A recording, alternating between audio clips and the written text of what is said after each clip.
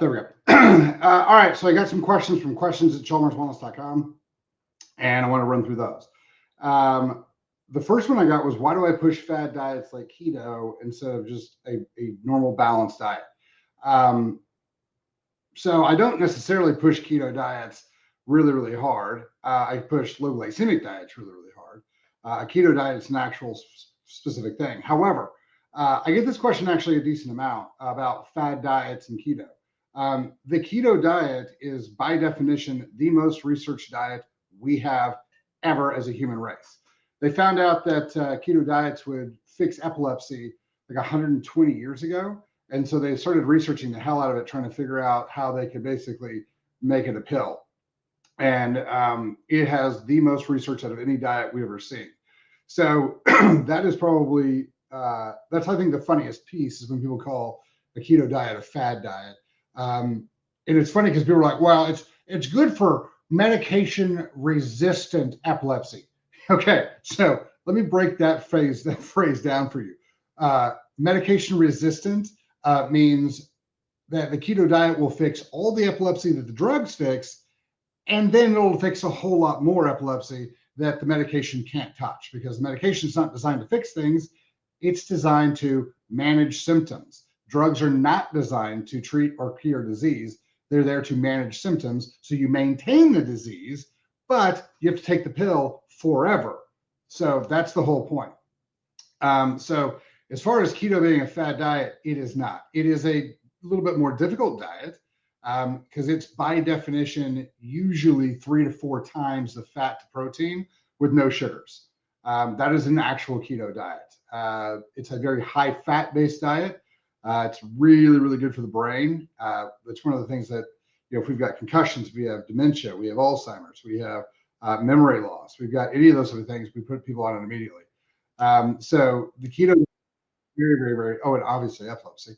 Keto diets have a very, very, very, very powerful, very awesome function. Like I said, it's a little bit difficult. We've made a bunch of food for them. We've made chocolate chip cookie dough balls. We've made some toffee stuff. We've made a bunch of stuff to make keto diets easier because I think a lot of people need that type of help. But they're not fad diets. And that kind of goes back to my whole issue with the calories idea. You guys need to start, like everybody needs to start using their diet based off macro function and the chemistry of what happens in your body. The idea that you're going to use a system that views fiber, sugar, and protein as equal in how the body functions, gets fat, loses fat is absurd. We need to kind of move on past the calories idiocy and go into actual metabolic biochemistry. These foods do these things hormonally to our body. Sugar has tied to insulin, protein's more tied to glucagon. Leptin ghrelin function is easier with fat to control. So basically hunger and satiety is easier to deal with if you're on a higher fat-based diet. So those type of things. When we look at, ideas like, vegan diets that have, that'll meet all your calorie requirements, but almost none of your actual nutrient density stuff, your B vitamins, your iron, your stuff like that. That's where we need to start focusing diet function, in my opinion, is, what are we doing hormonally, and are we getting all of our nutrients in? Those are the first 2 questions you've got to answer. You can do it however you want to after that, but those 2 things have to be answered. So for instance, if you're like, I'm going to run a vegan diet, but I'm going to take 7 supplements, that's fine. Knock it out. Like, that's how you want to play it. I don't have a problem with that. You just got to make sure that you're getting all your stuff in. So that's kind of the big question we have on those. The other one is on, because I get asked the bench press question a lot. Why I'm so anti-bench press. I'm not anti-bench press necessarily. I'm anti-bar. I don't think we should be using bars at all in our workouts.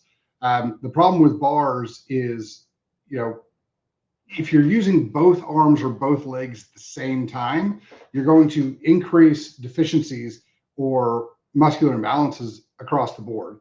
Plus, you're not going to be able to maintain proper range of motion. So since you can see my upper body, when you do bench press, if you're holding a bar, this is the range of motion. If you're doing flies, you can come all the way together. If you're doing dumbbells, you can come all the way together.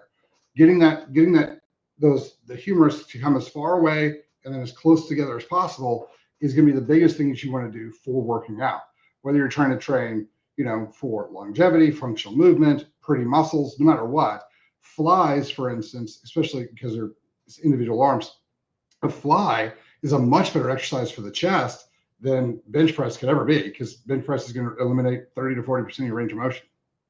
I'm also not a big fan of putting a bar on your back and loading it up with a whole bunch of weight, unless that's your sport. I think the hip loaded squat function is a much better option.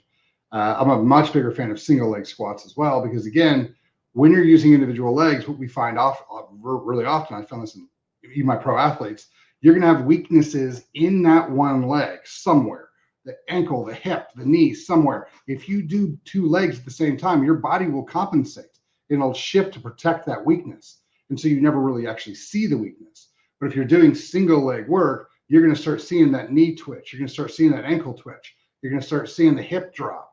So, that's glute med. That's, you can see the individual muscle groups that are weak, and you can then repair them then. If you're looking at a higher end athlete, a weak glute med or a weak hip flexor, or lack of range of motion in there somewhere could be the difference in that one step. And that's, when you boil it down like a professional cornerback or something like that, half a step is the difference between, having a job or not. If you're a half a step behind the receiver, they catch it, that's a touchdown. You can't be a half step behind. So you've got to make sure that all the joints are moving properly.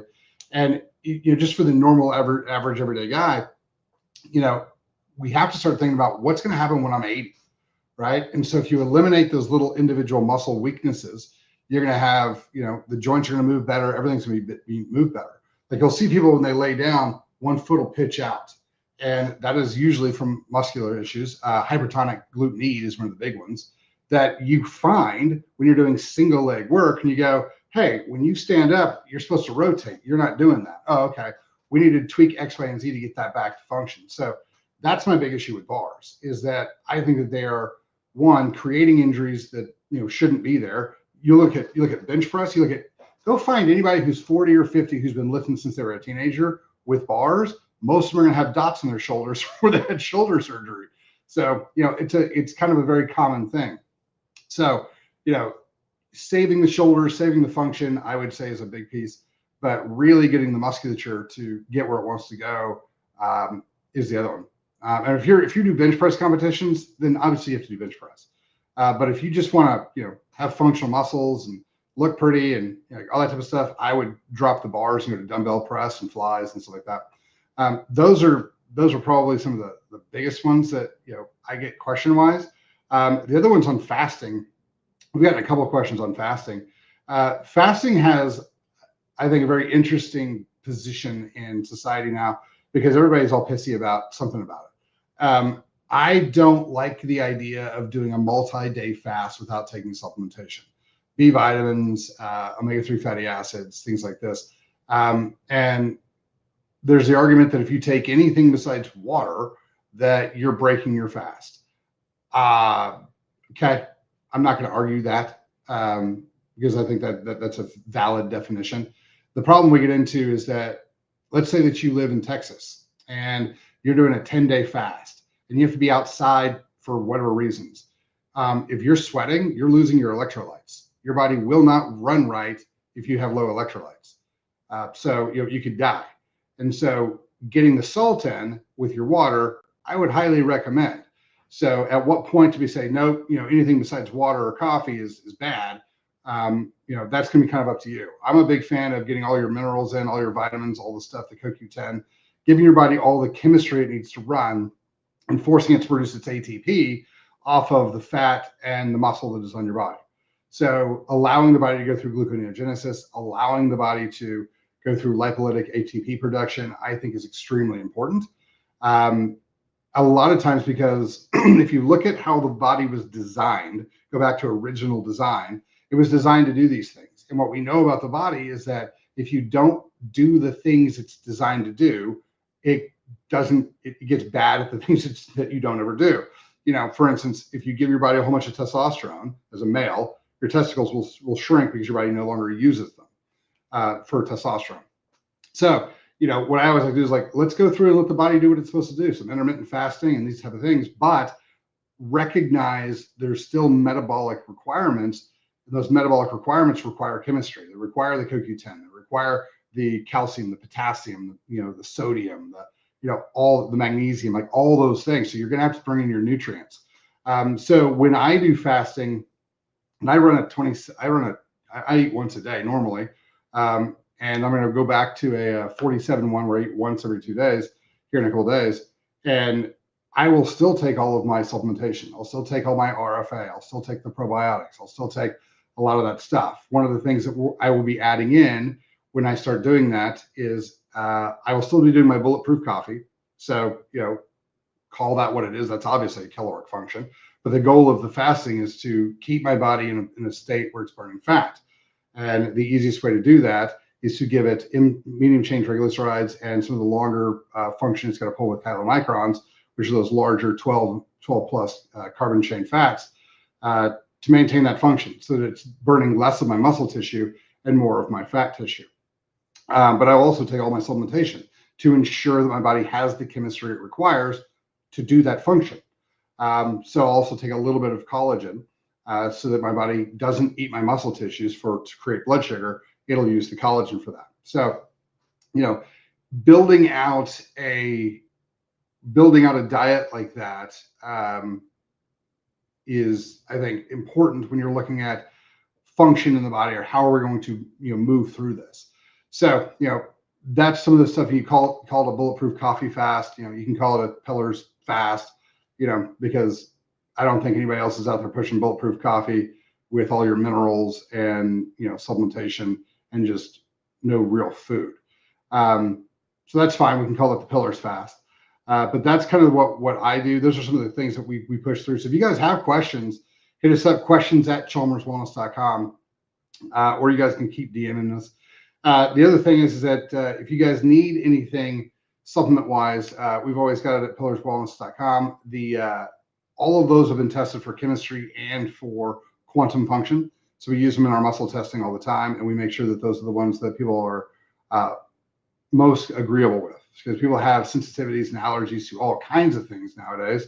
And these have been the cleanest ones we've found that people don't have big issues with. So if you guys have any other questions, hit us up, questions@chalmerswellness.com, and we'll kind of move through it. If you guys need somebody to help you put together a diet and walk you through how to do it and how to put it together and all your options and stuff like that, give us a call. We do that all the time. It's one of the things we do with all of our health programs. We run a lot of 3-month long programs where we go through and we help you find the best diet for your body, for your functional lifestyle, and for your health. And then we kind of help you walk through it. We do the same thing with your exercise and your hormones and the whole deal. So we kind of put everything back together with you so you can figure out what the best options for you are. And then when you have questions, you can always ask. So it's getting healthy is a process, and trying to do it on your own is really hard. And so going through and kind of working with a team makes that a little bit easier. So that's kind of what we'll be doing. So if you guys have any questions to this up, otherwise have a fantastic day and a great weekend.